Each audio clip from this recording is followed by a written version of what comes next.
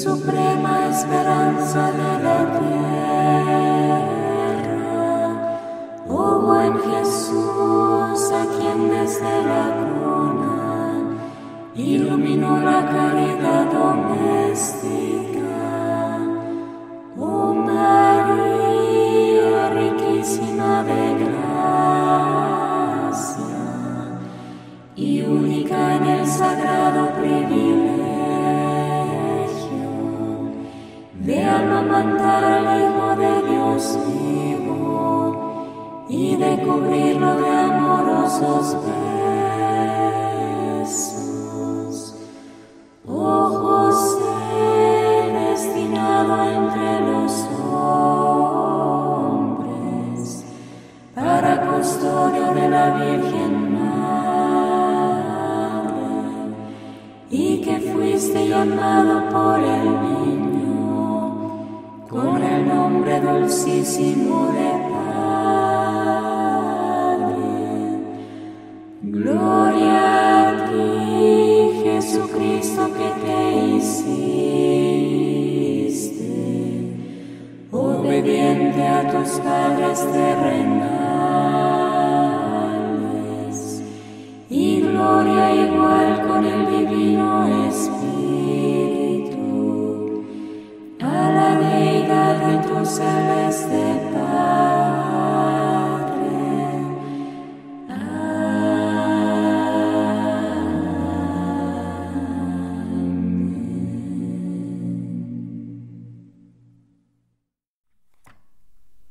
Amoris Laetitia.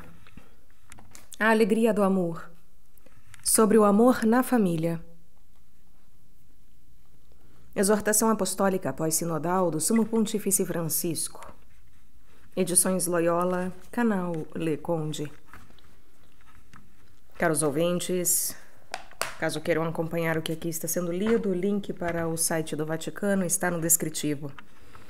E caso você que cá ouve goste do que eu faço e queira participar deste trabalho, saiba que doações são recebidas via Pix, PayPal, Apoia-se, Vaquinha, centavos serão muito bem-vindos. Também é possível comprar livros que chegaram até mim pela lista de desejos da Amazon. E também é possível auxiliar o canal tornando-se membro. Ao tornar-se membro, você faz uma assinatura mensal, diversas são as possibilidades. E também esta assinatura pode ser cancelada a qualquer momento. Então dê uma olhada no descritivo, intere-se. Caso possa, deva e queira, é claro.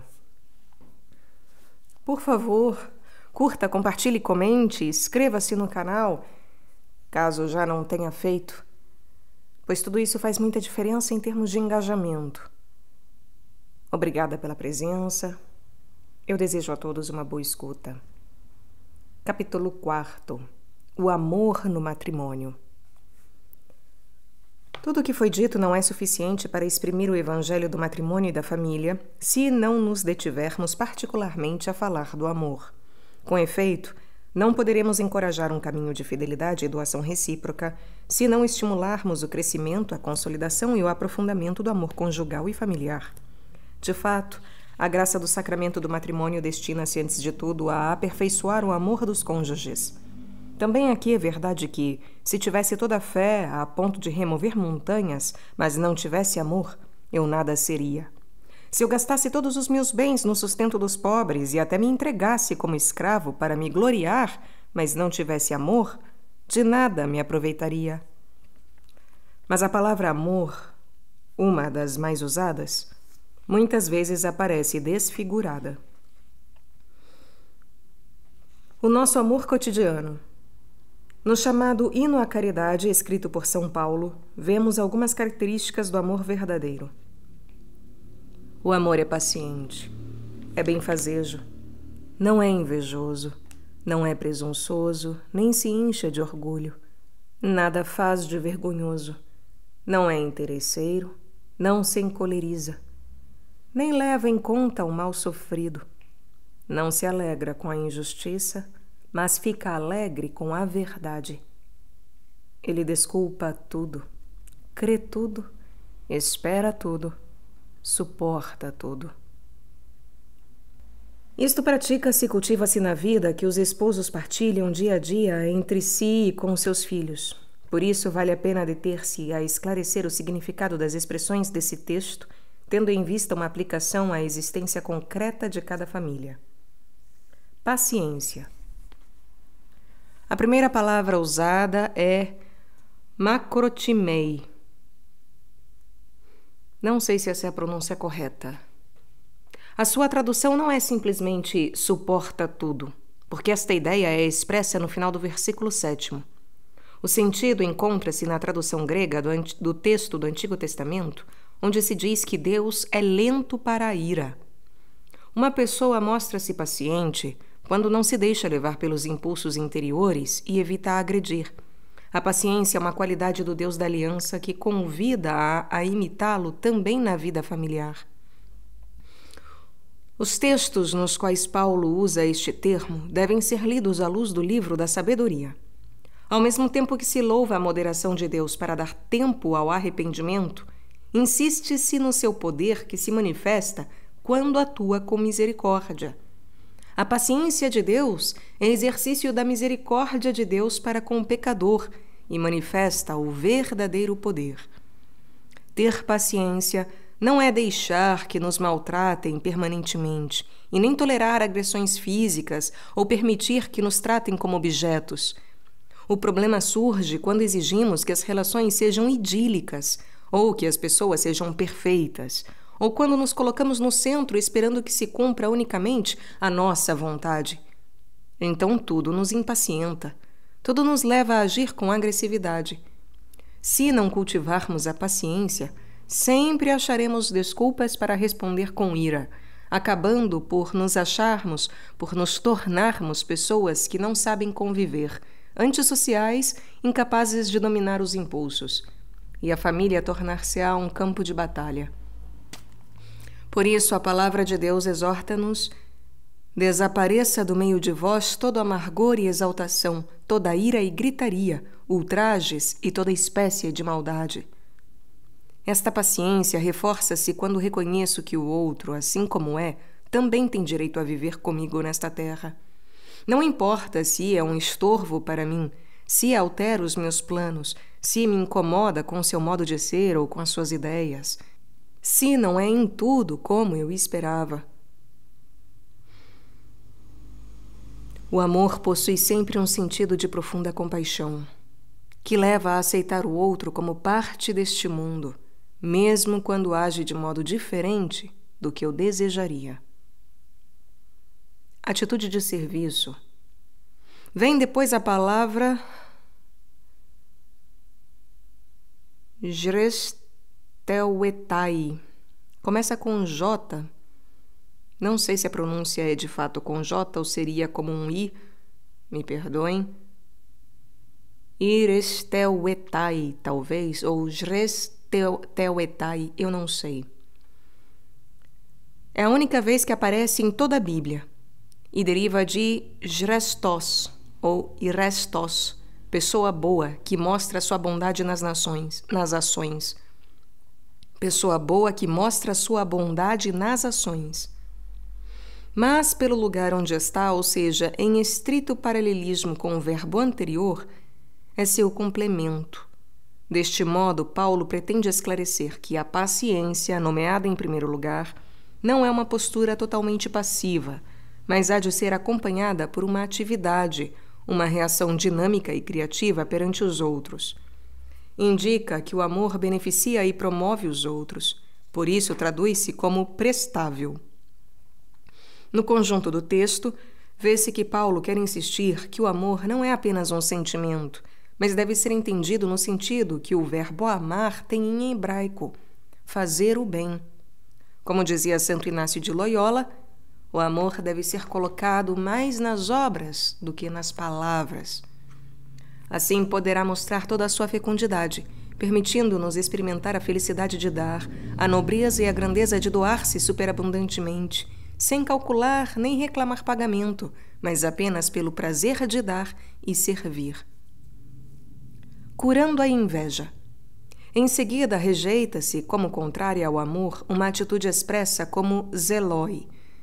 zeloi, ciúme ou inveja. Significa que no amor não há lugar para sentir desgosto pelo bem do outro. A inveja é uma tristeza pelo bem alheio, demonstrando que não nos interessa a felicidade dos outros, porque estamos concentrados exclusivamente no nosso bem-estar. Enquanto o amor nos faz sair de nós mesmos, a inveja leva a centrar-nos em nós próprios. O verdadeiro amor aprecia os sucessos alheios, não o sente como uma ameaça, libertando-se do sabor amargo da inveja. Aceita que cada um tenha dons distintos e caminhos diferentes na vida, e, consequentemente, procura descobrir o seu próprio caminho para ser feliz, deixando que os outros encontrem o deles. Em última análise, trata-se de cumprir o que pedem os 2 últimos mandamentos da lei de Deus. Não cobiçarás a casa do teu próximo, não cobiçarás a mulher do teu próximo, nem seu escravo, nem sua escrava, nem seu boi, nem seu jumento, nem coisa alguma do que lhe pertença. O amor leva-nos a uma apreciação sincera de cada ser humano, reconhecendo o seu direito à felicidade. Amo aquela pessoa, vejo-a com o olhar de Deus Pai, que nos dá tudo para o nosso bom uso, e, consequentemente, aceito no meu íntimo que ela possa usufruir de um momento bom. Entretanto, esta mesma raiz do amor leva-me a rejeitar a injustiça de alguns terem muito e outros não terem nada, ou induz-me a procurar que os próprios descartáveis da sociedade possam viver um pouco de alegria. Mas isto não é inveja, são anseios de equidade. Sem ser arrogante nem se orgulhar. Segue-se o termo perpereuetai, que indica vanglória, desejo de se mostrar superior para impressionar os outros com atitude pedante e um pouco agressiva. Quem ama não só evita falar muito de si mesmo, mas, porque está centrado nos outros, sabe manter-se no seu lugar sem pretender estar no centro. A palavra seguinte, physioutai, creio que seja isso, ou algo semelhante, physioutai, é muito semelhante, indicando que o amor não é arrogante. Literalmente afirma que não se engrandece diante dos outros, mas indica algo de mais sutil. Não se trata apenas de uma obsessão por mostrar as próprias qualidades. É pior. Perde-se o sentido da realidade. A pessoa considera-se maior do que é, porque se crê mais espiritual ou mais sábia. Paulo usa esse verbo em outras ocasiões para dizer, por exemplo, que a ciência incha, ao passo que o amor é que constrói. Por outras palavras, alguns julgam-se grandes porque sabem mais do que os outros, dedicando-se a impor-lhes exigências e a controlá-los, quando, na realidade, o que nos faz grandes é o amor que compreende, cuida, integra, está atento aos fracos. Em outro versículo, usa-o para criticar aqueles que se encheram de presunção, mas, na realidade, têm mais palavreado do que verdadeiro poder do Espírito. É importante que os cristãos vivam isto no seu modo de tratar os familiares pouco formados na fé, frágeis ou menos firmes nas suas convicções. Às vezes dá-se o contrário. As pessoas que no seio da família se consideram mais desenvolvidas tornam-se arrogantes e insuportáveis. A atitude de humildade aparece aqui como algo que faz parte do amor, porque para poder compreender, desculpar ou servir os outros de coração, é indispensável curar o orgulho e cultivar a humildade. Jesus lembra aos seus discípulos que no mundo do poder, cada um procura dominar o outro, e acrescentava: entre vós não deverá ser assim. A lógica do amor cristão não é a de quem se considera superior aos outros e precisa fazer-lhes sentir o seu poder, mas a de quem quiser ser o primeiro entre vós, seja vosso escravo. Na vida familiar, não pode reinar a lógica do domínio de uns sobre os outros, nem a competição para ver quem é mais inteligente ou poderoso, porque esta lógica acaba com o amor. Vale também para a família o seguinte conselho: revesti-vos todos de humildade no relacionamento mútuo, porque Deus resiste aos soberbos, mas dá a sua graça aos humildes. Amabilidade. Amar é também tornar-se amável, e nisto está o sentido do termo asgemonei, não sei. Significa que o amor não age rudemente, não atua de forma inconveniente, não se mostra duro no trato. Os seus modos, as suas palavras, os seus gestos são agradáveis. Não são ásperos nem rígidos.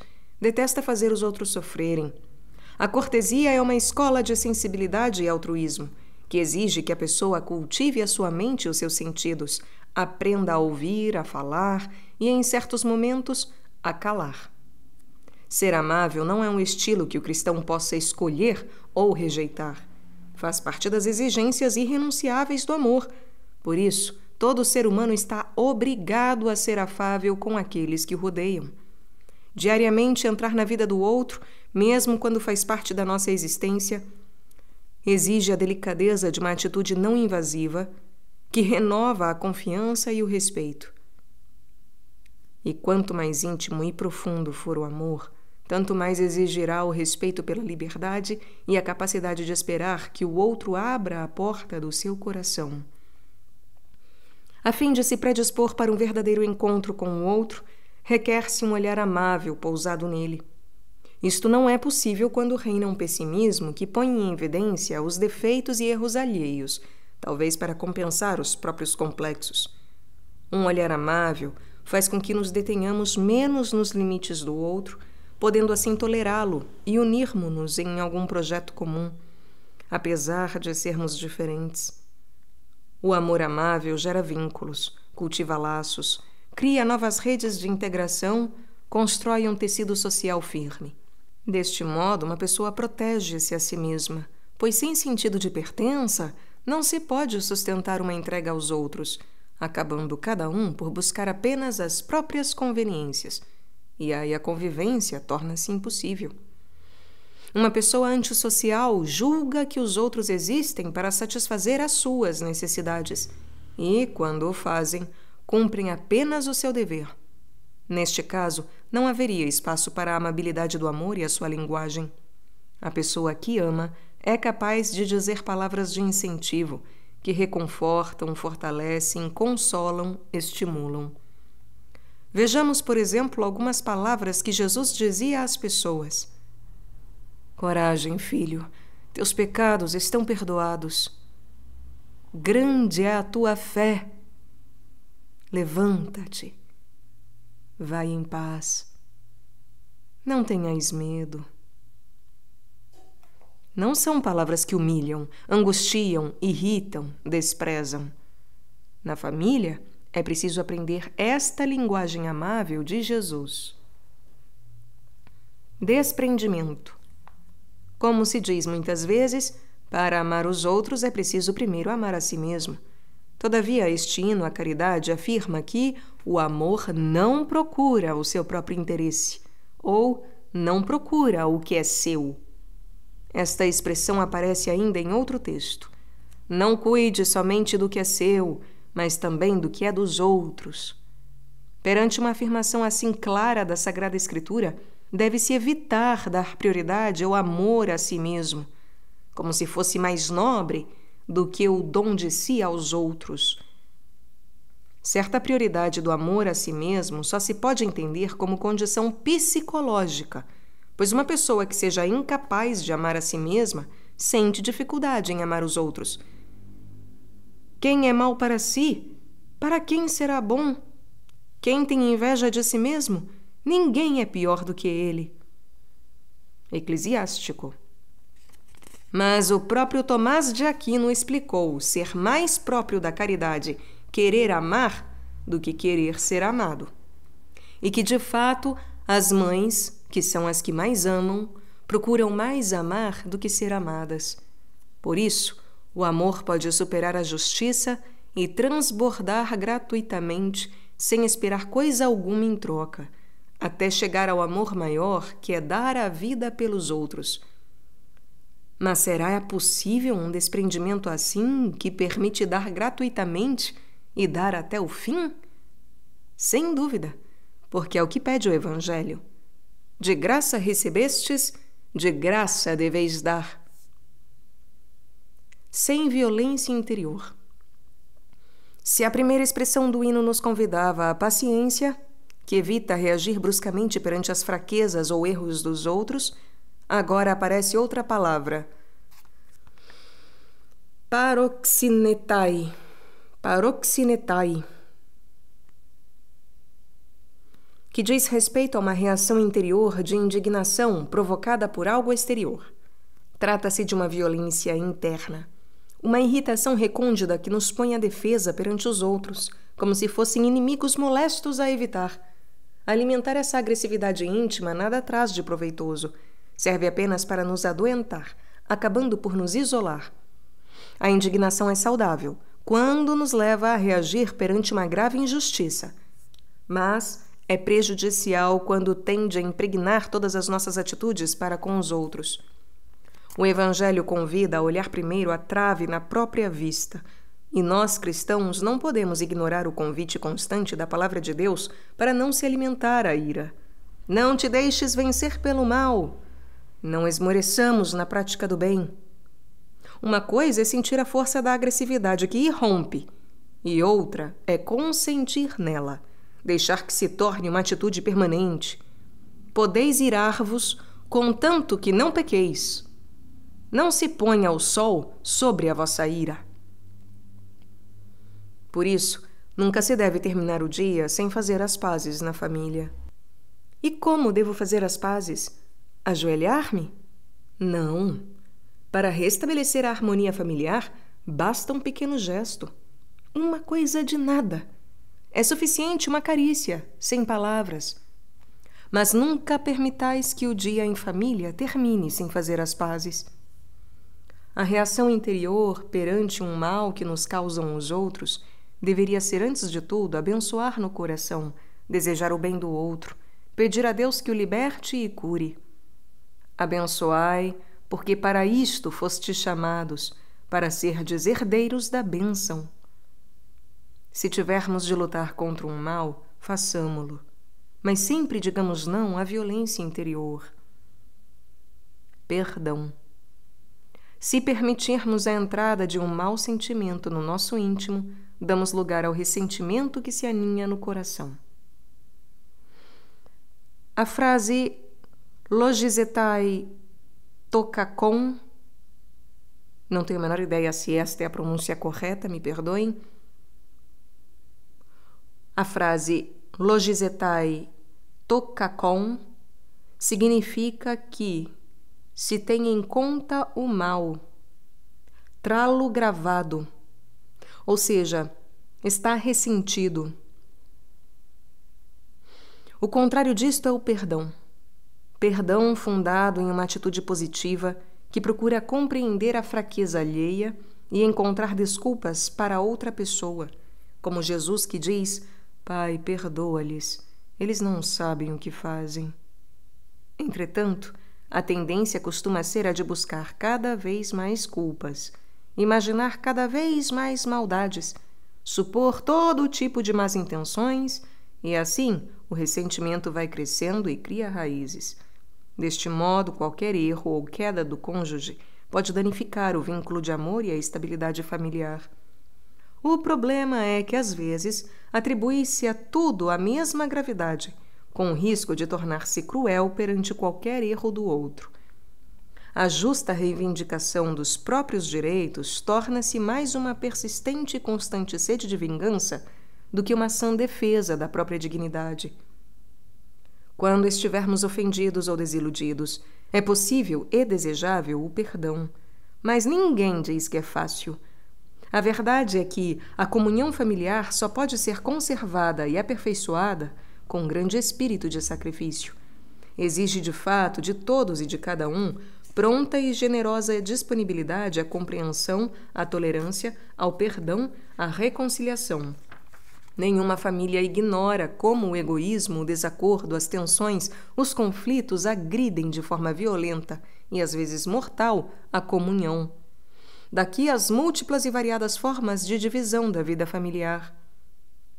Hoje sabemos que, para se poder perdoar, precisamos passar pela experiência libertadora de nos compreendermos e perdoarmos a nós mesmos. Quantas vezes os nossos erros ou o olhar crítico das pessoas que amamos nos fizeram perder o amor a nós próprios? Isso acaba por nos levar a acautelar-nos dos outros, esquivando-nos do seu afeto, enchendo-nos de suspeitas nas relações interpessoais. Então, poder culpar os outros torna-se um falso alívio. Faz falta rezar com a própria história, aceitar a si mesmo, saber conviver com as próprias limitações e, inclusive, perdoar-se, para poder ter esta mesma atitude com os outros. Mas isto pressupõe a experiência de ser perdoados por Deus, justificados gratuitamente e não pelos nossos méritos. Fomos envolvidos por um amor prévio a qualquer obra nossa, que sempre dá uma nova oportunidade, promove e incentiva. Isto pressupõe a experiência de ser perdoado por Deus, justificado gratuitamente e não pelo nosso mérito. Fomos envolvidos por um amor prévio a qualquer obra nossa, que sempre dá uma nova oportunidade, promove e incentiva. Se aceitamos que o amor de Deus é incondicional, que o carinho do Pai não se deve comprar nem pagar, então poderemos amar sem limites, perdoar aos outros, ainda que tenham sido injustos para conosco. Caso contrário, a nossa vida em família deixará de ser um lugar de compreensão, companhia e incentivo e tornar-se-á um lugar de permanente tensão ou de castigo mútuo. Alegrar-se com os outros. A expressão Jairei epite adikia, não tenho a menor ideia, mais uma vez, se é assim que se pronuncia, indica algo de negativo arraigado no segredo do coração da pessoa. É a atitude venenosa de quem, ao ver alguém ser alvo de injustiça, se alegra. A frase é completada pela seguinte, que o diz de forma positiva: Sigjarei te aletia. Rejubila com a verdade.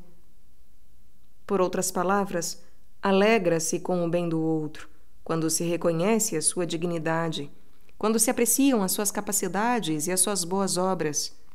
Isto é impossível para quem sente a necessidade de estar sempre a comparar-se ou a competir, inclusive com o próprio cônjuge, até ao ponto de se alegrar secretamente com os seus fracassos. Quando uma pessoa que ama pode fazer algo de bom pelo outro, ou quando vê que a vida do outro está indo bem, vive isso com alegria, e assim dá glória a Deus, porque Deus ama quem dá com alegria. Nosso Senhor aprecia de modo especial quem se alegra com a felicidade do outro. Se não alimentamos a nossa capacidade de rejubilar com o bem do outro, concentrando-nos sobretudo nas nossas próprias necessidades, condenamo-nos a viver com pouca alegria. Porque, como disse Jesus, há mais felicidade em dar do que em receber. A família deve ser sempre o lugar em que uma pessoa que conquista algo de bom na vida sabe que vão com ela se alegrar. Tudo desculpa. O elenco é completado com 4 expressões que falam de uma totalidade. Tudo. Tudo desculpa, tudo crê, tudo espera, tudo suporta. Assim, destaca-se vigorosamente o dinamismo contracorrente do amor, capaz de enfrentar qualquer coisa que possa ameaçá-lo. Em primeiro lugar, diz-se que tudo desculpa. Panta estegei. É diferente de não ter em conta o mal, porque este termo tem a ver com o uso da língua. Pode significar guardar silêncio a propósito do mal que possa haver em outra pessoa. Implica limitar o juízo, conter a inclinação para se emitir uma condenação dura e implacável. Não julgueis e não sereis julgados. Embora isto vá contra o uso que habitualmente fazemos da língua, a palavra de Deus pede-nos: não faleis mal dos outros, meus irmãos. Deter-se a danificar a imagem do outro é uma maneira de reforçar a própria, de descarregar ressentimentos e invejas, sem se importar com o dano causado. Muitas vezes esquece-se que a difamação pode ser um grande pecado, uma grave ofensa a Deus, quando afeta seriamente a boa fama dos outros, causando-lhes danos muito difíceis de reparar. Por isso a palavra de Deus se mostra tão dura com a língua, dizendo que é o universo da malícia contaminando o corpo todo, um mal que não desiste e está cheia de veneno mortífero. Se com ela amaldiçoamos as pessoas feitas à imagem de Deus, o amor faz o contrário, defendendo a imagem dos outros e com uma delicadeza tal que leva mesmo a preservar a boa fama dos inimigos. Ao defender a lei divina, é preciso nunca esquecer esta exigência do amor. Os esposos que se amam e se pertencem falam bem um do outro, procuram mostrar mais o lado bom do cônjuge do que as suas fraquezas e erros. Em todo caso, guardam silêncio para não danificar a sua imagem. Mas não é apenas um gesto externo. Brota de uma atitude interior. Também não é uma ingenuidade de quem pretende não ver as dificuldades e os pontos fracos do outro, mas a perspectiva ampla de quem coloca estas fraquezas e erros no seu contexto. Lembra-se de que estes defeitos constituem apenas uma parte, não são a totalidade do ser do outro. Um fato desagradável no relacionamento não é a totalidade desse relacionamento. Assim é possível aceitar com simplicidade que todos temos em nós uma complexa combinação de luzes e sombras. O outro não é apenas o que me incomoda, é muito mais do que isso. E pela mesma razão, não lhe exijo que seja perfeito o seu amor para apreciá-lo. Ama-me como é e como pode, com seus limites.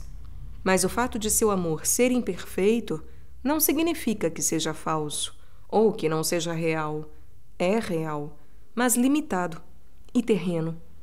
Por isso, se eu lhe exigir demais, de alguma maneira me fará saber, pois não poderá e nem aceitará desempenhar o papel de um ser divino e nem estar a serviço de todas as minhas necessidades.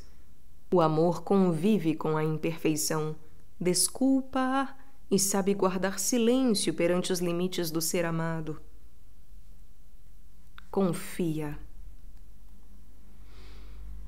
Panta pisteuei. Tudo crê. Pelo contexto, não se deve entender esta fé em sentido teológico, mas no sentido comum de confiança. Não se trata apenas de não suspeitar que o outro esteja mentindo ou enganando. Esta confiança básica reconhece a luz acesa por Deus que se esconde na escuridão, ou a brasa ainda acesa sob as cinzas. É precisamente esta confiança que torna possível uma relação em liberdade. Não é necessário controlar os outros, seguir minuciosamente os seus passos, para evitar que fuja dos meus braços. O amor confia. Deixa em liberdade. Renuncia a controlar tudo, a possuir, a dominar. Esta liberdade, que possibilita espaços de autonomia, abertura ao mundo e novas experiências, consente que a relação se enriqueça e não se transforme em uma endogamia sem horizontes. Assim, ao reencontrarem-se, os cônjuges podem viver a alegria de partilhar o que receberam e aprenderam fora do círculo familiar. Ao mesmo tempo, torna possível a sinceridade e a transparência, porque uma pessoa, quando sabe que os outros confiam nela e apreciam a bondade basilar do seu ser, mostra-se como é, sem dissimulações. Pelo contrário, quando alguém sabe que sempre suspeitam dele, julgam-no sem compaixão e não o amam incondicionalmente, preferirá guardar os seus segredos, esconder as suas quedas e fraquezas, fingir ser o que não é. Concluindo, uma família onde reina uma confiança sólida, carinhosa e aconteça o que acontecer, sempre se volta a confiar, permite o florescimento da verdadeira identidade dos seus membros, fazendo com que se rejeite espontaneamente o engano, a falsidade e a mentira. Espera. Panta elpisei. Não desespera do futuro, não desespera do futuro. Ligado à palavra anterior, indica a esperança de quem sabe que o outro pode mudar. Sempre espera que seja possível um amadurecimento, um inesperado surto de beleza, que as potencialidades mais recônditas do seu ser germinem algum dia. Não significa que nesta vida tudo vai mudar. Implica aceitar que nem tudo acontece como se deseja, mas talvez Deus escreva certo por linhas tortas e saiba tirar algum bem dos males que não se conseguem vencer nesta terra. Aqui aparece a esperança no seu sentido pleno, porque inclui a certeza de uma vida além da morte. A pessoa, com todas as suas fraquezas, é chamada à plenitude do céu. Lá, completamente transformada pela ressurreição de Cristo, não mais existirão as suas fraquezas, trevas e patologias. Lá, o verdadeiro ser daquela pessoa resplandecerá com toda a sua potência de bem e beleza. Isto permite-nos, no meio dos mares desta terra, contemplar a pessoa com um olhar sobrenatural, à luz da esperança, e aguardar a plenitude que, embora hoje não seja visível, há de receber um dia no reino celeste. Tudo suporta. Panta hipomenei. Significa que suporta com espírito positivo todas as contrariedades. É manter-se firme no meio de um ambiente hostil. Não consiste apenas em tolerar algumas coisas incômodas, mas é algo mais amplo. Uma resistência dinâmica e constante, capaz de superar qualquer desafio. É amor que, apesar de tudo, não desiste, mesmo que todo o contexto convide a outra coisa. Manifesta uma dose de heroísmo tenaz, de força contra qualquer corrente negativa, uma opção pelo bem que nada pode derrubar. Isto me faz lembrar de Martin Luther King, quando reafirmava a opção pelo amor fraterno, mesmo no meio das piores perseguições e humilhações. A pessoa que mais te odeia tem algo de bom nela. Mesmo a nação que mais te odeia tem algo de bom nela. Mesmo a raça que mais te odeia tem algo de bom nela. E quando chegas ao ponto de fixar o rosto de cada ser humano, e bem no fundo dele vês o que a religião chama a imagem de Deus, começas, não obstante tudo, a amá-lo. Não importa o que faça, lá vês a imagem de Deus. Há um elemento de bondade de que nunca poderás livrar-te. Outra forma de amares o teu inimigo é esta. Quando surge a oportunidade de derrotares o teu inimigo, aquele é o momento em que deves decidir não o fazer. Quando te elevas ao nível do amor, da sua grande beleza e poder, a única coisa que procuras derrotar são os sistemas malignos. As pessoas que caíram na armadilha deste sistema, tu ama-las, mas procuras derrotar o sistema. Ódio por ódio só intensifica a existência do ódio e do mal no universo. Se eu te bato e tu me bates, e eu te devolvo a pancada e tu me devolves a pancada, e assim por diante, obviamente continua-se até o infinito. Simplesmente nunca termina. Em algum ponto, alguém deve ter um pouco de bom senso, e esta é a pessoa forte. A pessoa forte é aquela que pode quebrar a cadeia do ódio, a cadeia do mal.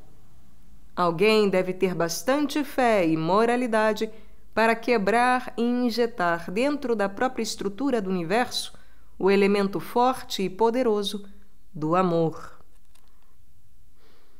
Na vida familiar, é preciso cultivar esta força do amor que permite lutar contra o mal que a ameaça. O amor não se deixa dominar pelo ressentimento, o desprezo das pessoas, o desejo de se lamentar ou de se vingar por alguma coisa. O ideal cristão, precisamente na família, é amor que, apesar de tudo, não desiste. Deixa-me maravilhado, por exemplo, a atitude das pessoas que, para se proteger da violência física, tiveram de separar-se do seu cônjuge e, todavia, pela caridade conjugal que sabe ultrapassar os sentimentos, foram capazes de procurar o seu bem, mesmo através de terceiros, em momentos de doença, tribulação ou dificuldade. Isto também é amor que, apesar de tudo, não desiste. Crescer na caridade conjugal. O Cântico de São Paulo, que acabamos de repassar, permite-nos avançar para a caridade conjugal. Esta é o amor que une os esposos, amor santificado, enriquecido e iluminado pela graça do sacramento do matrimônio. É uma união afetiva, espiritual e oblativa, mas que reúne em si a ternura da amizade e a paixão erótica, embora seja capaz de subsistir mesmo quando os sentimentos e a paixão enfraquecem. O Papa Pio XI ensinava que este amor permeia todos os deveres da vida conjugal e detém como que o primado da nobreza. Com efeito, este amor forte, derramado pelo Espírito Santo, é reflexo da aliança indestrutível entre Cristo e a humanidade, que culminou na entrega até o fim na cruz. O Espírito que o Senhor infunde dá um coração novo e torna o homem e a mulher capazes de se amarem como Cristo nos amou. O amor conjugal atinge assim aquela plenitude para a qual está interiormente ordenado, a caridade conjugal. O matrimônio é um sinal precioso, porque quando um homem e uma mulher celebram o sacramento do matrimônio, Deus, por assim dizer, espelha-se neles, imprime neles as suas características e o caráter indelével do seu amor. O matrimônio é o ícone do amor de Deus por nós. Com efeito, também Deus é comunhão. As três pessoas, Pai, Filho e Espírito Santo, vivem desde sempre e para sempre em unidade perfeita. É precisamente nisto que consiste o mistério do matrimônio. De dois esposos, Deus faz uma só existência. Isto tem consequências muito concretas na vida do dia a dia, porque em virtude do sacramento, os esposos são investidos em uma autêntica missão para que possam tornar visível, a partir das realidades simples e ordinárias, o amor com que Cristo ama a sua Igreja, continuando a dar a vida por ela. Todavia, convém não confundir planos diferentes. Não se deve atirar para cima de duas pessoas limitadas o peso tremendo de ter que reproduzir perfeitamente a união que existe entre Cristo e a sua Igreja, porque o matrimônio, como sinal, implica um processo dinâmico que avança gradualmente com a progressiva integração dos dons de Deus. A vida toda, tudo em comum. Depois do amor que nos une a Deus, o amor conjugal é a amizade maior.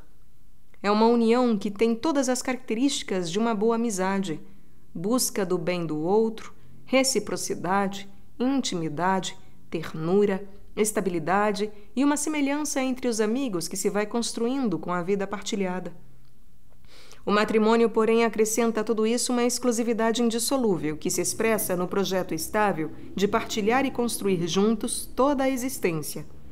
Sejamos sinceros na leitura dos sinais da realidade. Quem está enamorado não projeta que essa relação possa ser apenas por certo tempo. Quem vive intensamente a alegria de se casar, não pensando em algo passageiro, aqueles que acompanham a celebração de uma união cheia de amor, embora frágil, esperam que possa perdurar no tempo. Os filhos querem não só que os seus pais se amem, mas também que sejam fiéis e permaneçam sempre juntos. Estes e outros sinais mostram que, na própria natureza do amor conjugal, existe a abertura ao definitivo. A união, que se cristaliza na promessa matrimonial para sempre, é mais do que uma formalidade social ou uma tradição, porque radica-se nas inclinações espontâneas da pessoa humana. E para os crentes, é uma aliança diante de Deus, que exige fidelidade, porque o Senhor é testemunha entre ti e a mulher da tua juventude, a quem traíste. É ela, tua companheira, a esposa com a qual tens compromisso. Vigiais vossos impulsos para não serdes infiéis à esposa da vossa juventude. Um amor frágil ou enfermiço, incapaz de aceitar o matrimônio como um desafio que exige lutar, renascer, reinventar-se e recomeçar sempre de novo até a morte, não pode sustentar um nível alto de compromisso. cede à cultura do provisório, que impede um processo constante de crescimento.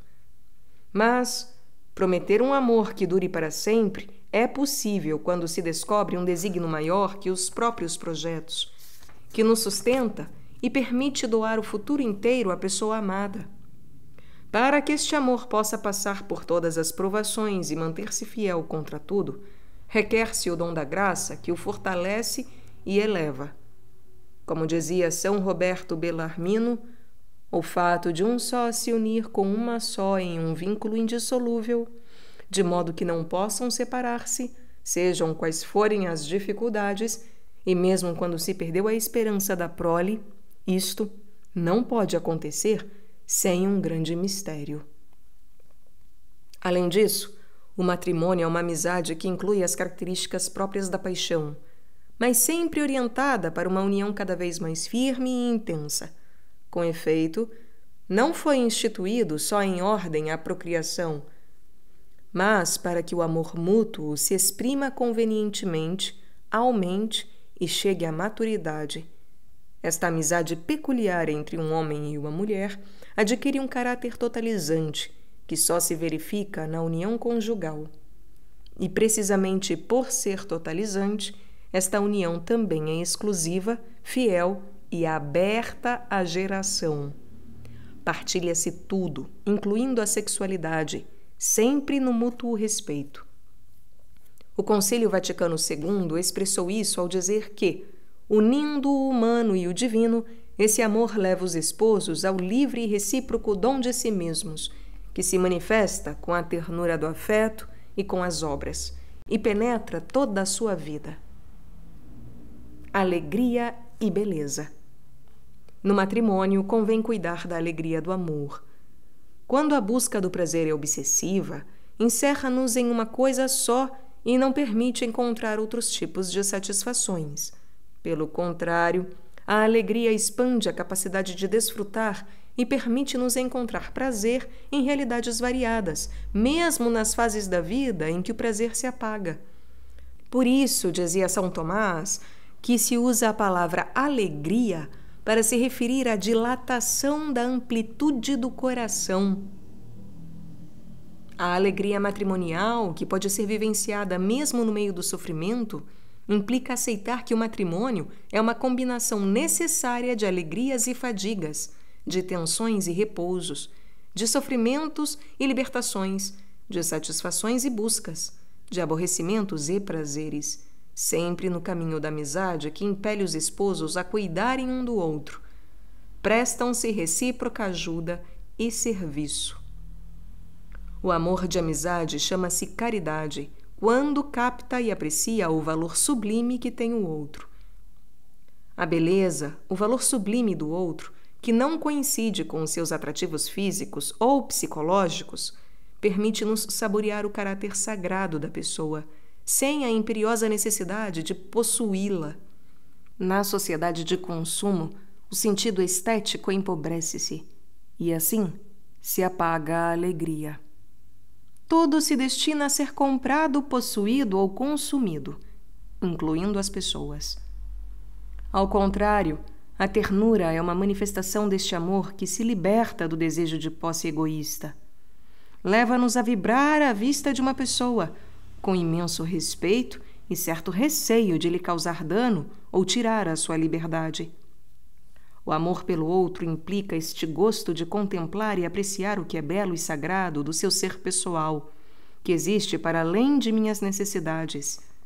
Isto permite-me procurar o seu bem, mesmo quando sei que não pode ser meu ou quando se tornou fisicamente desagradável, agressivo ou chato.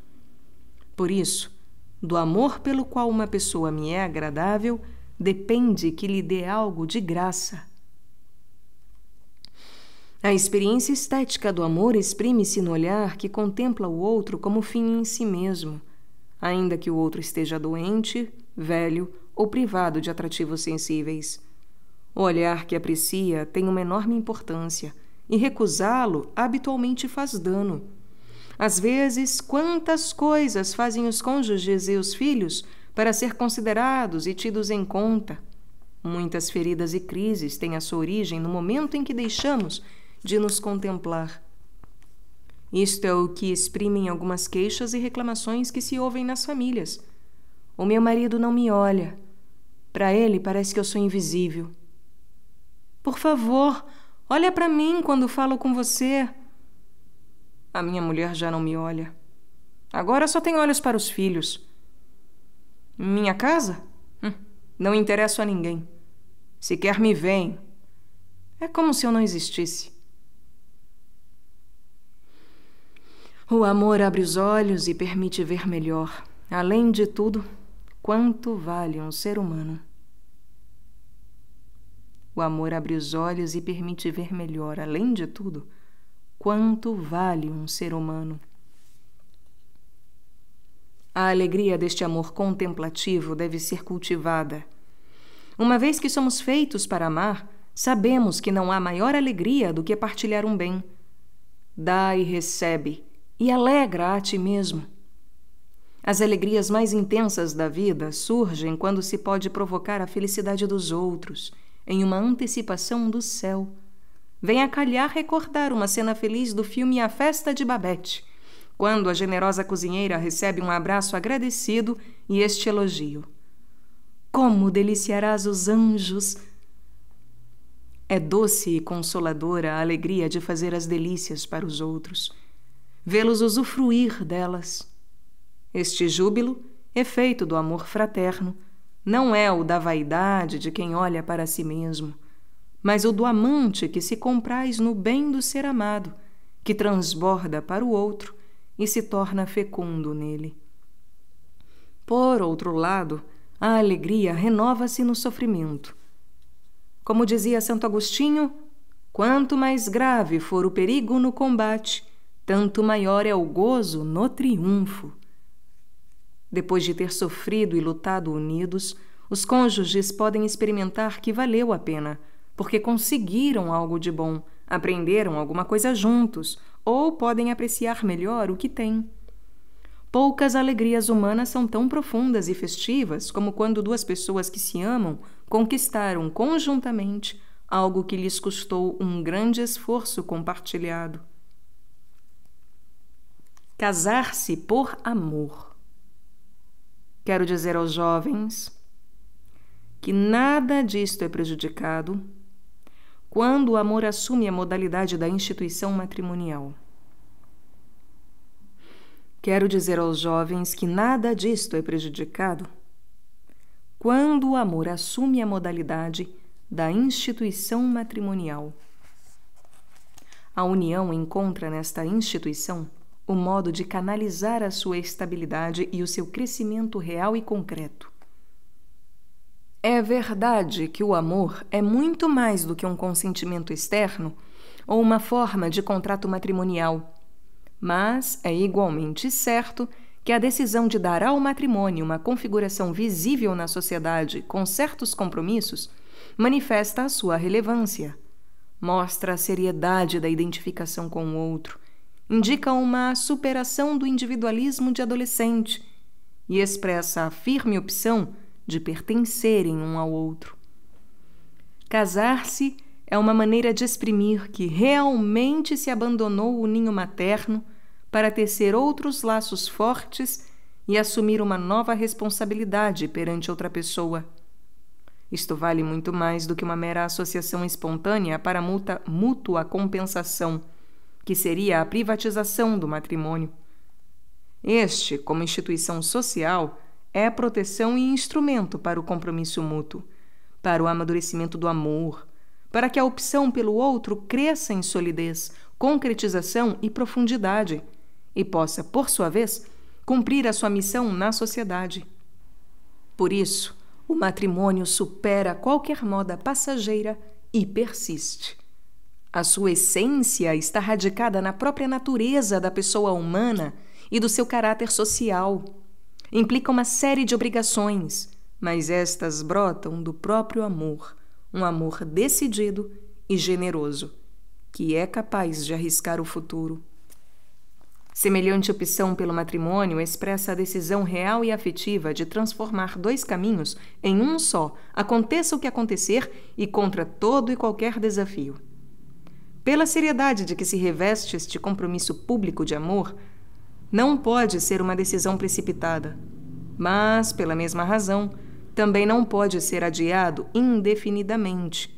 Comprometer-se de forma exclusiva e definitiva com outrem sempre encerra uma parcela de risco e de aposta ousada. A recusa de assumir tal compromisso é egoísta, interesseira, mesquinha. Não consegue reconhecer os direitos do outro e não chega jamais a apresentá-lo à sociedade como digno de ser amado incondicionalmente. Aliás, os que estão verdadeiramente enamorados tendem a manifestar aos outros o seu amor. O amor concretizado em um matrimônio contraído diante dos outros, com todas as obrigações decorrentes dessa institucionalização, é manifestação e proteção de um sim que se dá sem reservas nem restrições. Este sim significa dizer ao outro que poderá sempre confiar que não será abandonado, mesmo se perder atrativo, se tiver dificuldades ou caso se apresentem novas possibilidades de prazer ou de interesses egoístas. Amor que se manifesta e cresce. O amor de amizade unifica todos os aspectos da vida matrimonial e ajuda os membros da família a avançarem em todas as suas fases. Por isso, os gestos que exprimem este amor devem ser constantemente cultivados, sem mesquinhez, cheios de palavras generosas. Na família, é necessário usar 3 palavras: com licença, obrigado, desculpa. 3 palavras-chave. Quando em uma família não somos invasores e pedimos com licença, quando na família não somos egoístas e aprendemos a dizer obrigado, e quando na família nos damos conta de que fizemos algo incorreto e pedimos desculpa, nesta família existe paz e alegria. Não sejamos mesquinhos no uso destas palavras. Sejamos generosos repetindo-as no dia a dia, porque pesam certos silêncios, às vezes, mesmo em família, entre marido e mulher, entre pais e filhos, entre irmãos. Pelo contrário, as palavras adequadas, ditas no momento certo, protegem e alimentam o amor dia após dia. Tudo isto se realiza em um caminho de contínuo crescimento. Esta forma muito particular de amor, que é o matrimônio, é chamada a um amadurecimento constante, pois se deve aplicar a ele sempre o que São Tomás de Aquino dizia da caridade. A caridade, devido à sua natureza, não tem um termo de aumento, porque é uma participação da caridade infinita, que é o Espírito Santo. E, do lado do sujeito, também não é possível prefixar-lhe um fim, porque, ao crescer na caridade, eleva-se também a capacidade para um aumento maior. A caridade, devido à sua natureza, não tem um termo de aumento, porque é uma participação da caridade infinita, que é o Espírito Santo. E, do lado do sujeito, também não é possível prefixar-lhe um fim, porque, ao crescer na caridade, eleva-se também a capacidade para um aumento maior. Paulo exortava com veemência: o Senhor vos faça crescer abundantemente no amor de uns para com os outros. E acrescenta: a respeito do amor, contentamo-nos em vos exortar, irmãos, a fazer novos progressos. Sempre mais. O amor matrimonial não se estimula falando, antes de tudo, da indissolubilidade como uma obrigação, nem repetindo uma doutrina, mas robustecendo-o por meio de um crescimento constante sob o impulso da graça. O amor que não cresce começa a correr perigo, e só podemos crescer respondendo à graça divina com mais atos de amor, com atos de carinho mais frequentes, mais intensos, mais generosos, mais ternos, mais alegres. O marido e a mulher tomam consciência da própria unidade e cada vez mais a realizam. O dom do amor divino que se derrama nos esposos é, ao mesmo tempo, um apelo a um constante desenvolvimento deste dom da graça. Não fazem bem certas fantasias sobre um amor idílico e perfeito, privando-o assim de todo o estímulo para crescer. Uma ideia celestial do amor terreno esquece que o melhor ainda não foi alcançado, o vinho sazonado com o tempo. Como recordaram os bispos do Chile, não existem as famílias perfeitas que a publicidade falaciosa e consumista nos propõe. Nelas não passam os anos, não existe a doença, a tribulação e nem a morte. A publicidade consumista mostra uma realidade ilusória, que não tem nada a ver com a realidade que devem enfrentar no dia a dia os pais e as mães de família. É mais saudável aceitar com realismo os limites, os desafios e as imperfeições e dar ouvido ao apelo para crescer juntos, fazer amadurecer o amor e cultivar a solidez da união, aconteça o que acontecer. O diálogo. O diálogo é uma modalidade privilegiada e indispensável para viver, exprimir e maturar o amor na vida matrimonial e familiar, mas requer uma longa e diligente aprendizagem. Homens e mulheres, adultos e jovens têm maneiras diferentes de se comunicar, usam linguagens diferentes, regem-se por códigos distintos. O modo de perguntar, a forma de responder, o tom usado, o momento escolhido e muitos outros fatores podem condicionar a comunicação.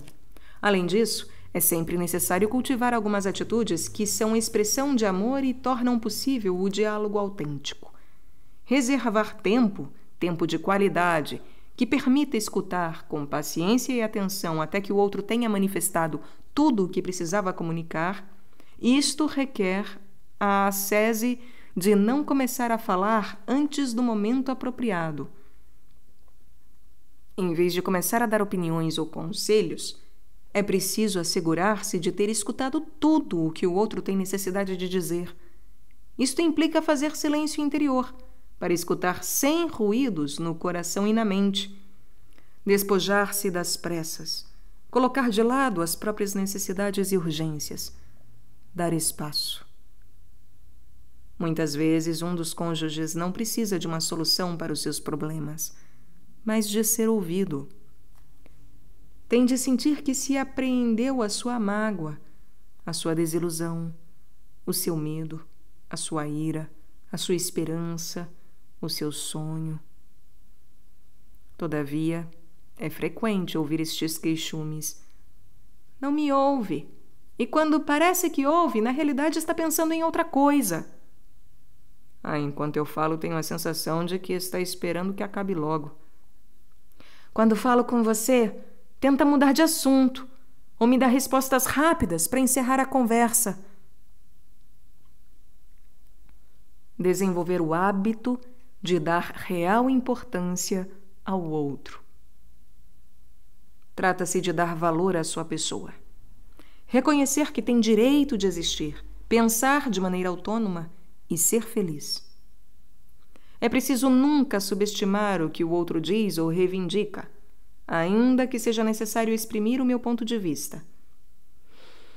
A tudo isto subjaz a convicção de que todos têm algo para dar, pois têm outra experiência de vida. Olham de outro ponto de vista, desenvolveram outras preocupações e possuem outras capacidades e intuições. É possível reconhecer a verdade do outro, a importância das suas preocupações mais profundas e a motivação que fundamenta o que diz, inclusive as palavras agressivas. Para isso, é preciso colocar-se no lugar do outro e interpretar a profundidade do seu coração, individuar o que o apaixona e tomar essa paixão como ponto de partida para aprofundar o diálogo. Amplitude mental, para não se encerrar obsessivamente em umas poucas ideias. E flexibilidade, para poder modificar ou completar as próprias opiniões. É possível que, do meu pensamento e do pensamento do outro, possa surgir uma nova síntese que enriqueça a ambos. A unidade a que temos de aspirar não é uniformidade, mas uma unidade na diversidade, ou uma diversidade reconciliada. Neste estilo enriquecedor de comunhão fraterna, seres diferentes encontram-se, respeitam-se e apreciam-se, mas mantêm distintos matizes e acentos que enriquecem o bem comum. Temos de nos libertar da obrigação de sermos iguais. Também é necessária sagacidade para divertir eventuais interferências a tempo, a fim de que não destruam um processo de diálogo. Por exemplo, reconhecer os maus sentimentos que poderiam surgir e relativizá-los para que não prejudiquem a comunicação. É importante a capacidade de expressar o que se sente, sem ferir. Utilizar uma linguagem e um modo de falar que possam ser mais facilmente aceitos ou tolerados pelo outro, embora o conteúdo seja exigente. Expor as próprias críticas, mas sem descarregar a ira como uma forma de vingança, e evitar uma linguagem moralizante que procure apenas agredir, ironizar, culpabilizar, ferir. Há tantas discussões entre o casal que não são por questões muito graves. Às vezes trata-se de pequenas coisas, pouco relevantes, mas o que altera os ânimos é o modo de dizê-las, ou a atitude que se assume no diálogo. Ter gestos de solicitude pelo outro e demonstrações de carinho. O amor supera as piores barreiras. Quando se pode amar alguém ou quando nos sentimos amados por essa pessoa, conseguimos entender melhor o que ela quer exprimir e fazer-nos compreender. É preciso superar a fragilidade que nos leva a temer o outro como se fosse um concorrente. É muito importante fundar a própria segurança em opções profundas, convicções e valores, e não no desejo de ganhar uma discussão ou no fato de nos darem razão. Por último, reconheçamos que, para ser profícuo o diálogo, é preciso ter algo para dizer. E isto requer uma riqueza interior que se alimenta com a leitura, a reflexão pessoal, a oração, a abertura à sociedade. Caso contrário, a conversa torna-se aborrecida e inconsistente. Quando cada um dos cônjuges não cultiva o próprio espírito e não há uma variedade de relações com outras pessoas, a vida familiar torna-se endogâmica e o diálogo fica empobrecido. Amor apaixonado. O Concílio Vaticano II ensinou que este amor conjugal compreende o bem de toda a pessoa e, por conseguinte, pode conferir especial dignidade às manifestações do corpo e do espírito, enobrecendo-as como elementos e sinais peculiares do amor conjugal. Deve haver qualquer motivo para um amor sem prazer nem paixão se revelar insuficiente a simbolizar a união do coração humano com Deus. Todos os místicos afirmaram que o amor sobrenatural e o amor celeste encontram os símbolos que procuram mais no amor matrimonial do que na amizade, no sentimento filial ou na dedicação a uma causa. E o motivo encontra-se precisamente na sua totalidade. Todos os místicos afirmaram que o amor sobrenatural e o amor celeste encontram os símbolos que procuram mais no amor matrimonial do que na amizade, no sentimento filial ou na dedicação a uma causa. E o motivo encontra-se precisamente na sua totalidade.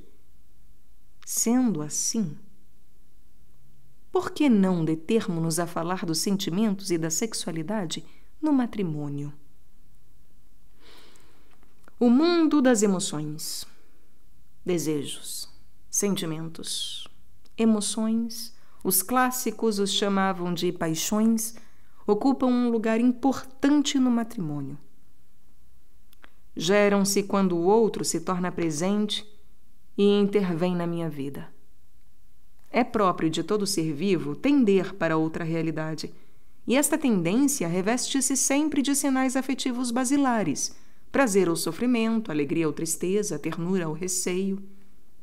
São os pressupostos da atividade psicológica mais elementar.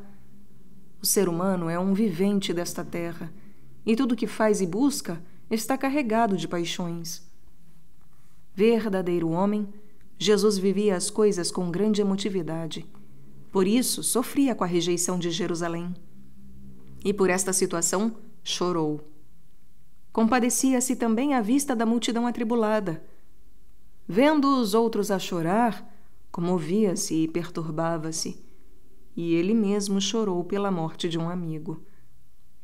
Estas manifestações de sua sensibilidade mostram até que ponto estava aberto aos outros o seu coração humano. Experimentar uma emoção não é em si mesmo algo moralmente bom nem mal. Começar a sentir desejo ou repulsa não é pecaminoso nem censurável. O que pode ser bom ou mal é o ato que a pessoa realiza, movida ou sustentada por uma paixão. Pois se os sentimentos são alimentados, procurados e por causa deles cometemos más ações, o mal está na decisão de alimentá-los e nos atos maus que se seguem. O mal está na decisão de alimentá-los e nos atos maus que se seguem. Na mesma linha, sentir atração por alguém não é por si só um bem. Se esta atração me leva a procurar que esta pessoa se torne minha escrava, o sentimento estará ao serviço do meu egoísmo. Julgar que somos bons só porque provamos sentimentos é um tremendo engano. Há pessoas que se sentem capazes de um grande amor, só porque têm grande necessidade de afeto, mas não conseguem lutar pela felicidade dos outros e vivem confinados nos próprios desejos. Neste caso, os sentimentos desviam dos grandes valores e escondem um egocentrismo que torna impossível cultivar uma vida sadia e feliz em família. Entretanto, se uma paixão acompanha o ato livre, pode manifestar a profundidade dessa opção. O amor matrimonial leva a procurar que toda a vida emotiva se torne um bem para a família e esteja a serviço da vida em comum. A maturidade chega a uma família quando a vida emotiva dos seus membros se transforma em uma sensibilidade que não domina nem obscurece as grandes opções e valores, mas segue a sua liberdade, brota dela, enriquece-a, embeleza-a e torna-a mais harmoniosa para o bem de todos. Deus ama a alegria dos seus filhos. Isto requer um caminho pedagógico, um processo que inclui renúncias. É uma convicção da Igreja, que muitas vezes foi rejeitada pelo mundo como se fosse inimiga da felicidade humana. Bento XVI registra esta crítica com muita clareza. Com os seus mandamentos e proibições, a Igreja não nos torna, porventura, amarga a coisa mais bela da vida? Porventura, não assinala ela proibições precisamente onde a alegria, preparada para nós pelo Criador, nos oferece uma felicidade que nos faz pressentir algo de divino? Mas ele responde que, embora não tenham faltado exageros e ascetismos extraviados no cristianismo, a doutrina oficial da Igreja, fiel à Sagrada Escritura, não rejeitou o Eros enquanto tal, mas declarou guerra à sua subversão devastadora, porque a falsa divinização do Eros priva-o da sua dignidade, desumaniza-o. A doutrina oficial da Igreja, fiel à Sagrada Escritura, não rejeitou o Eros enquanto tal, mas declarou guerra à sua subversão devastadora, porque a falsa divinização do Eros priva-o da sua dignidade, desumaniza-o. É necessária a educação da emotividade e do instinto, e para isto, às vezes, torna-se indispensável impormos-nos algum limite. O excesso, o descontrole, a obsessão por um único tipo de prazer acabam por debilitar e combalir o próprio prazer e prejudicam a vida da família. Na verdade, pode-se fazer um belo caminho com as paixões, o que significa orientá-las cada vez mais em um projeto de autodoação e plena realização própria que enriquece as relações interpessoais no seio da família. Isto não implica renunciar a momentos de intenso prazer, mas assumi-los de certo modo entrelaçados com outros momentos de dedicação generosa, espera paciente, inevitável fadiga, esforço por um ideal. A vida em família é tudo isto e merece ser vivida inteiramente. Algumas correntes espirituais insistem em eliminar o desejo para se libertar da dor, mas nós acreditamos que Deus ama a alegria do ser humano, pois Ele criou tudo para nosso bom uso. Deixemos brotar a alegria à vista de sua ternura, quando nos propõe: filho, se tens posses, faze o bem a ti mesmo, não te prives do bem de um dia. Também um casal de esposos corresponde à vontade de Deus quando segue este convite bíblico. Num dia feliz, desfruta dos bens. A questão é ter a liberdade para aceitar que o prazer encontre outras formas de expressão nos sucessivos momentos da vida, de acordo com as necessidades do amor mútuo. A questão é ter liberdade para aceitar que o prazer encontre outras formas de expressão nos sucessivos momentos da vida, de acordo com as necessidades do amor mútuo. Neste sentido, pode-se aceitar a proposta de alguns mestres orientais que insistem em ampliar a consciência para não ficar presos em uma experiência muito limitada que nos fecharia as perspectivas. Esta ampliação da consciência não é a negação ou a destruição do desejo, mas a sua dilatação e aperfeiçoamento. A dimensão erótica do amor. Tudo isto nos leva a falar da vida sexual dos esposos. O próprio Deus criou a sexualidade, que é um presente maravilhoso para suas criaturas. Quando se cultiva e evita o seu descontrole, fazemo-lo para impedir que se produza o depauperamento de um valor autêntico. São João Paulo II rejeitou a ideia de que a doutrina da Igreja leve a uma negação do valor do sexo humano, ou que o tolere simplesmente pela necessidade da procriação. A necessidade sexual dos esposos não é objeto de menosprezo, e não se trata de modo algum de pôr em questão aquela necessidade. Aos que receiam que, com a educação das paixões e da sexualidade, se prejudique a espontaneidade do amor sexual, São João Paulo II respondia que o ser humano é também chamado à plena e matura espontaneidade das relações, que é o fruto gradual do discernimento dos impulsos do próprio coração. É algo que se conquista, pois todo ser humano deve perseverante e coerentemente aprender o que é o significado do corpo. A sexualidade não é um recurso para compensar ou entreter. A sexualidade não é um recurso para compensar ou entreter, mas trata-se de uma linguagem interpessoal onde o outro é tomado a sério, com o seu valor sagrado e inviolável. Assim, o coração humano torna-se participante, por assim dizer, de outra espontaneidade. Neste contexto, o erotismo aparece como uma manifestação especificamente humana da sexualidade. Nele pode-se encontrar o significado esponsal do corpo e da autêntica dignidade do dom. Nas suas catequeses sobre a teologia do corpo humano, São João Paulo II ensinou que a corporeidade sexuada é não só fonte de fecundidade e de procriação, mas possui a capacidade de exprimir o amor, exatamente aquele amor em que o homem-pessoa se torna dom. O erotismo mais saudável, embora esteja ligado a uma busca de prazer, supõe a admiração e, por isso, pode humanizar os impulsos.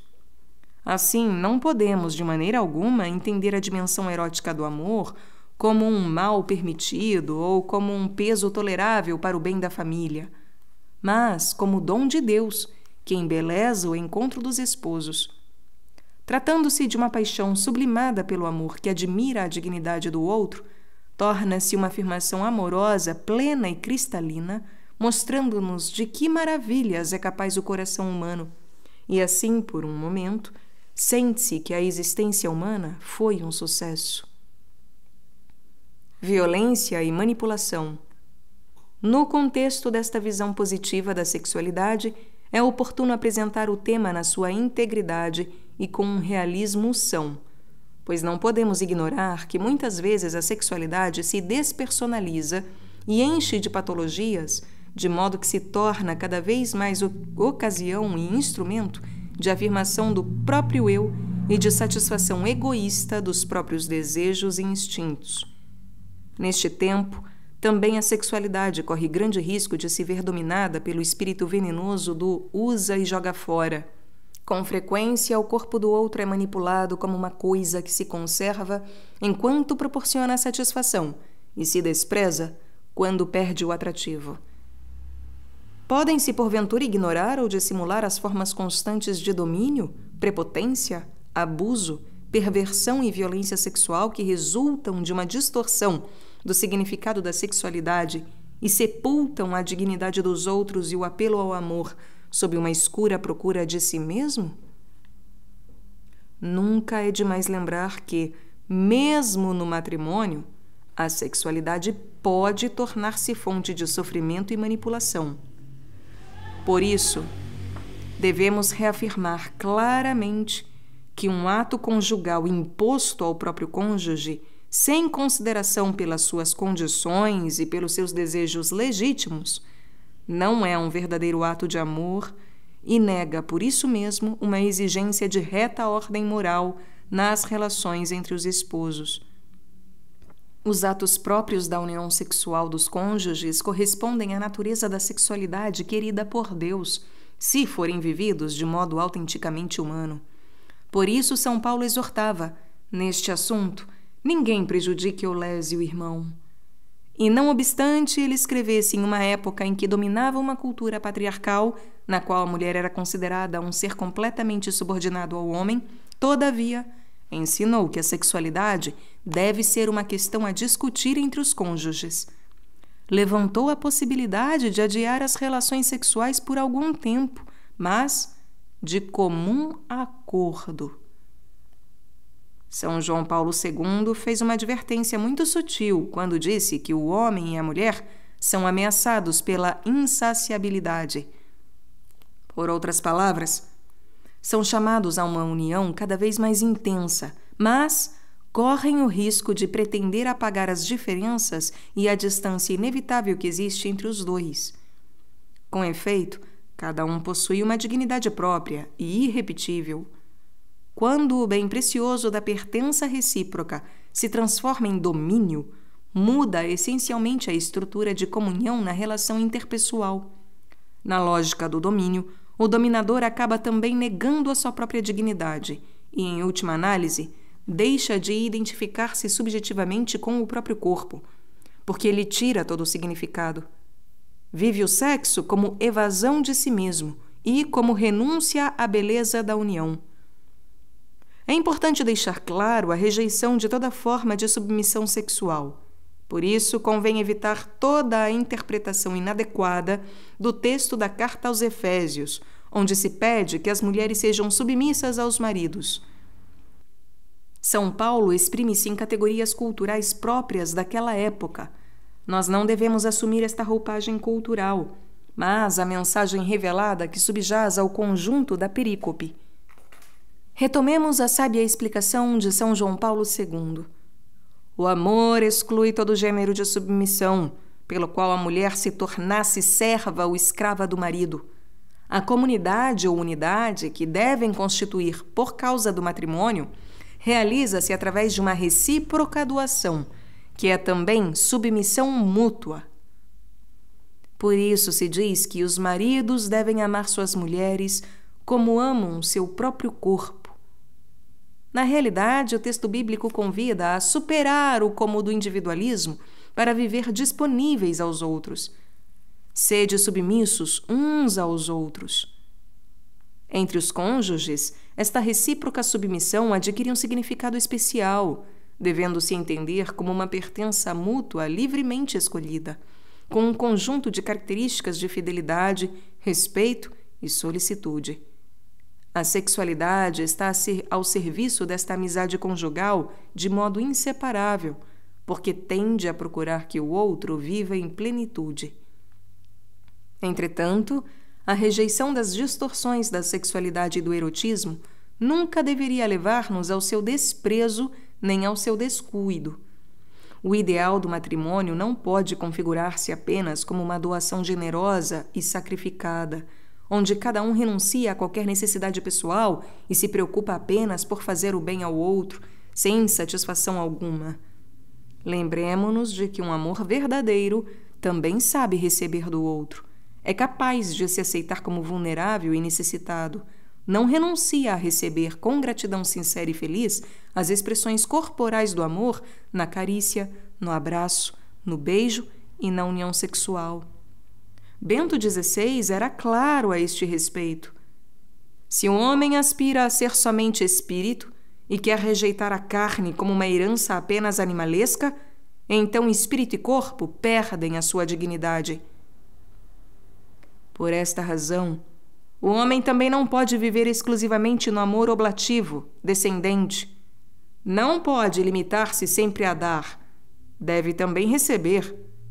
Quem quer dar amor, deve ele mesmo recebê-lo em dom. Em todo caso, isto supõe ter presente que o equilíbrio humano é frágil. Sempre permanece algo que resiste a ser humanizado e que a qualquer momento pode fugir-nos da mão novamente, recuperando as suas tendências mais primitivas e egoístas. Matrimônio e virgindade. Muitas pessoas que vivem sem se casar não só se dedicam à sua família de origem, mas muitas vezes prestam grandes serviços no seu círculo de amigos, na comunidade eclesial e na vida profissional. Depois, muitas põem os seus talentos a serviço da comunidade cristã, como sinal da caridade e do voluntariado. Além disso, há pessoas que não se casam, porque consagram a vida por amor a Cristo e aos irmãos. Na igreja e na sociedade, a família é deveras enriquecida pela sua dedicação. A virgindade é uma forma de amor. Como sinal, recorda-nos a solicitude pelo reino, a urgência de entregar-se sem reservas ao serviço da evangelização. E é um reflexo da plenitude do céu, onde não haverá homens e mulheres casando-se. São Paulo recomendava a virgindade, porque esperava para breve o regresso de Jesus Cristo e queria que todos se concentrassem apenas na evangelização. O tempo abreviou-se. Contudo, deixa claro que era uma opinião pessoal e um desejo dele, e não uma exigência de Cristo. Não tenho nenhum mandamento do Senhor. Ao mesmo tempo, reconhecia o valor de ambas as vocações. Cada um recebe de Deus um dom particular, um este, outro aquele. Neste sentido, diz São João Paulo II que os textos bíblicos não oferecem motivo para sustentar nem a inferioridade do matrimônio, nem a superioridade da virgindade ou do celibato, devido à abstinência sexual. Em vez de se falar da superioridade da virgindade sob todos os aspectos, parece mais apropriado mostrar que os diferentes estados de vida são complementares, de tal modo que um pode ser mais perfeito num sentido e outro pode sê-lo a partir de um ponto de vista diferente. Por exemplo, Alexandre de Hales afirmava que, em certo sentido, o matrimônio pode se considerar superior aos restantes sacramentos porque simboliza algo tão grande como a união de Cristo com a Igreja ou a união da natureza divina com a humana. Portanto, não se trata de diminuir o valor do matrimônio em favor da continência, e não existe fundamento algum para uma suposta contraposição. Se, considerando certa tradição teológica, se fala do estado de perfeição, status perfectionis, não é por motivo da continência mesma, mas a propósito do conjunto da vida fundada sobre os conselhos evangélicos. Entretanto, uma pessoa casada pode viver a caridade em um grau altíssimo. e assim chega àquela perfeição que nasce da caridade, mediante a fidelidade ao espírito dos referidos conselhos. Tal perfeição é possível e acessível a cada homem. A virgindade tem o valor simbólico do amor que não necessita possuir o outro, refletindo assim a liberdade do reino dos céus. É um convite para os esposos viverem o seu amor conjugal na perspectiva do amor definitivo a Cristo, como um caminho comum rumo à plenitude do reino. Por sua vez, o amor dos esposos apresenta outros valores simbólicos. Por um lado, é reflexo peculiar da Trindade, porque a Trindade é a unidade plena na qual existe também a distinção. Além disso, a família é um sinal cristológico, porque mostra a proximidade de Deus que compartilha a vida do ser humano, unindo-se-lhe na encarnação, na cruz e na ressurreição. Cada cônjuge torna-se uma só carne com o outro e oferece a si mesmo para partilhar tudo com ele até o fim. Enquanto a virgindade é um sinal escatológico de Cristo ressuscitado, o matrimônio é um sinal histórico para nós que caminhamos na terra, um sinal de Cristo terreno, que aceitou unir-se a nós e se deu até o derramamento do seu sangue. A virgindade e o matrimônio são e devem ser modalidades diferentes de amar, porque o homem não pode viver sem amor. Ele permanece para si próprio um ser incompreensível, e a sua vida é destituída de sentido se não lhe for revelado o amor. O celibato corre o risco de ser uma cômoda solidão que dá liberdade para se mover autonomamente, mudar de local, tarefa e opção, dispor do seu próprio dinheiro, conviver com as mais variadas pessoas segundo a atração do momento. E, neste caso, sobressai o testemunho das pessoas casadas. Aqueles que foram chamados à virgindade podem encontrar em alguns casais de esposos um sinal claro da fidelidade generosa e indestrutível de Deus à sua aliança, que pode estimular os seus corações a uma disponibilidade mais concreta e oblativa. Com efeito, há pessoas casadas que mantêm a sua fidelidade quando o cônjuge se tornou fisicamente desagradável ou deixou de satisfazer as suas necessidades, e fazem-no, não obstante muitas ocasiões os convidarem à infidelidade ou ao abandono. Uma mulher pode cuidar do marido doente e ali, ao pé da cruz, volta a oferecer o sim do seu amor até a morte. Em semelhante amor, manifesta-se de forma esplêndida a dignidade de quem ama. Dignidade como reflexo da caridade, já que é mais próprio da caridade amar do que ser amado.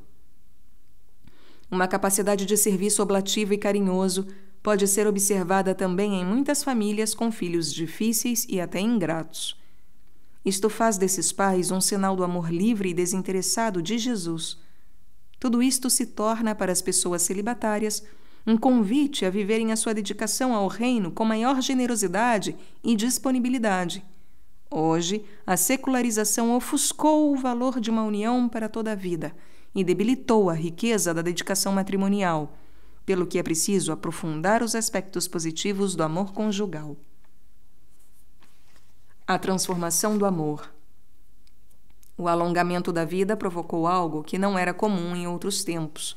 A relação íntima e a mútua pertença devem ser mantidas durante 4, 5 ou 6 décadas, e isto gera a necessidade de renovar repetidas vezes a recíproca escolha.